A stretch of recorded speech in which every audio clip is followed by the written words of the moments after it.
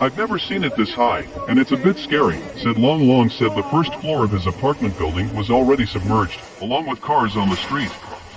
Gage had no idea who owned the ship or where exactly it had drifted from. Hurricane Ian left a path of devastation in southwest Florida, with the earliest videos and images showing the streets of Fort Myers turning into rivers as water rushes in before landing. The roof of the Port Charlotte ICU was damaged, and the newsroom set of a local TV outlet was flooded and forced the broadcast to end.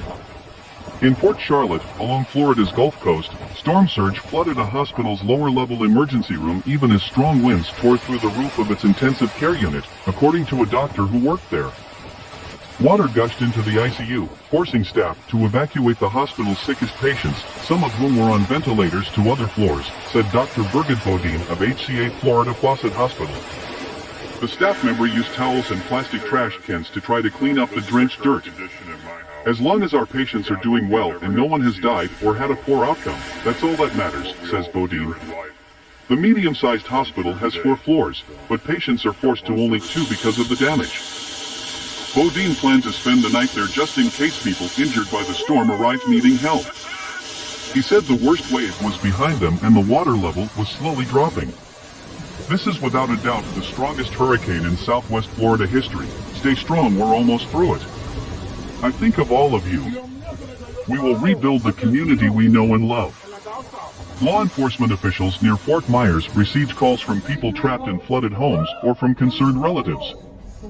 Appeals were also posted on social media sites, some with videos showing debris-covered water pouring onto the roofs of houses. Hurricane Ian pushed the water out of Hillsborough Bay. Along Bayshore Boulevard, Hurricane Ian's winds carried the water out of Hillsborough Bay. A spooky scene that also happened in 2017 during Hurricane Irma. The video shows a time-lapse from weather cameras and ground video of the Fox 13 crew.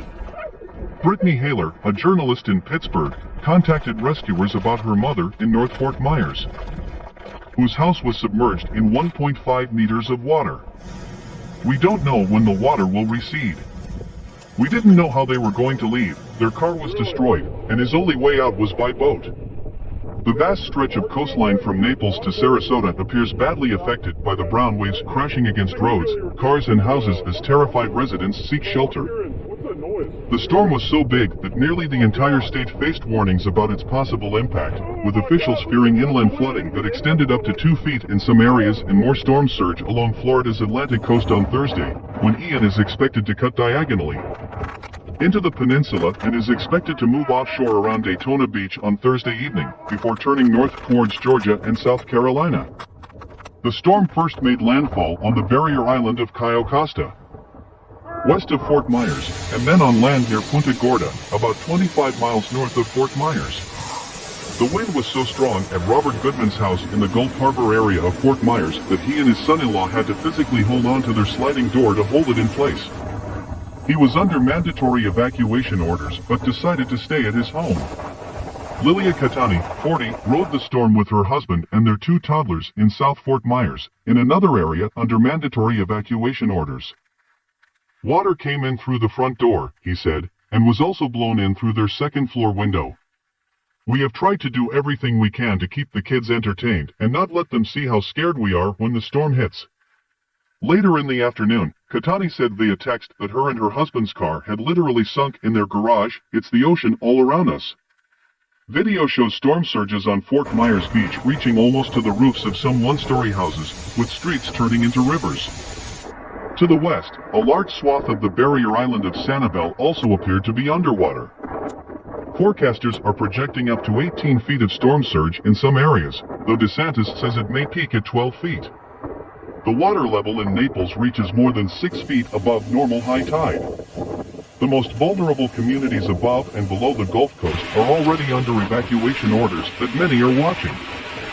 Even Outback residents seek shelter. Buses of farm workers arrived at a high school in Plant City, Florida, east of Tampa, Wednesday morning, to escape their mobile homes. He decided his days of ignoring storm warnings were over. On Wednesday, he was one of more than 6,000 people who arrived at shelters in Hillsborough County, including Tampa. Hembry, who retired from a job cleaning oil tankers and uses a wheelchair, lives in a shelter at Irwin Technical College that has been reserved for people with special needs.